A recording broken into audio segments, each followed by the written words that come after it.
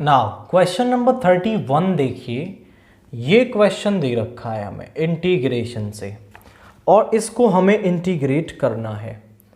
तो इसका integration directly तो किसी फॉर्मूले से नहीं हो रहा है और इनफैक्ट यहाँ पर कोई मेथड भी हम डायरेक्टली नहीं लगा पाएंगे।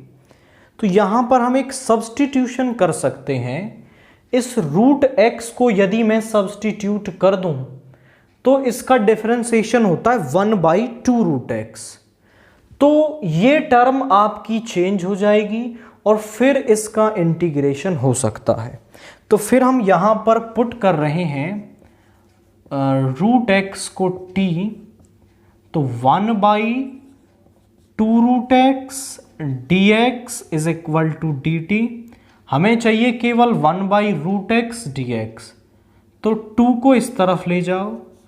1/रूट x dx is equal to 2 dt।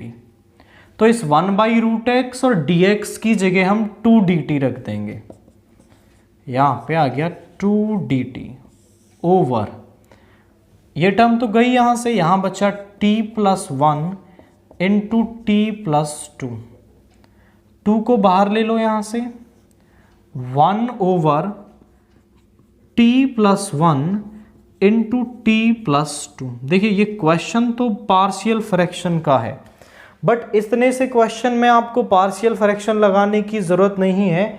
आप इसको डायरेक्टली लिख सकते हो। देखो कैसे, यहाँ पे 2 रहने दें, यहाँ पे मैं इसको लिख लूँ 1/t+1 minus 1/t+2 dt। This is the term. LCM लोगे तो यही एलसीएम आ गया, यहाँ पे आ जाएगा t+2, यहाँ माइनस में ये वाली टर्म चली जाएगी, तो t से t 2 - 1 इज 1।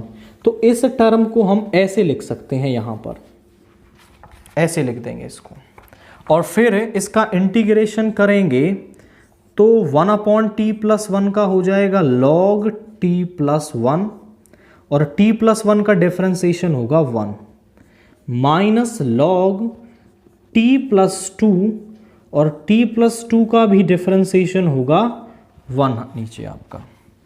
अब यहां पर t की वैल्यू रख दो आप, तो ये हो जाएगा 2 log root x +1 minus log root x +2 plus सी।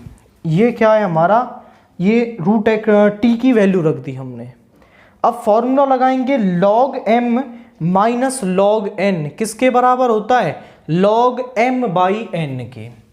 तो यहां से जो i है वो बन जाएगा 2 log root x +1 upon root x +2 और बस ये हो गया। ये क्या है, इसका इंटीग्रेशन है। अगर आप इस टर्म को करना चाहो, आपको डायरेक्टली ना बन पाए, सर हमसे तो डायरेक्टली नहीं बन पा रहा है, तो आप इसको कैसे करते हैं पार्शियल फ्रैक्शन से, 1/t+1 into t+2 is equal to a/t+1 plus b/t+2। दोनों तरफ t+1 इंटू t+2 से मल्टीप्लाई करेंगे तो यहां बचेगा 1, यहां पर t+1 कैंसिल हो जाएगा, यहां आएगा a इंटू t+2, यहां आएगा b इंटू t+1। अब इस a और b की वैल्यू हमें निकालनी है, ये हमारा प्राइमरी टारगेट है। तो यहां t की जगह -2 रख देंगे तो ये टर्म 0 बन जाएगी और यहां पे आ जाएगा b इंटू -2 प्लस 1 और ये माइनस का b इज इक्वल टू 1, यानी b इज इक्वल टू -1।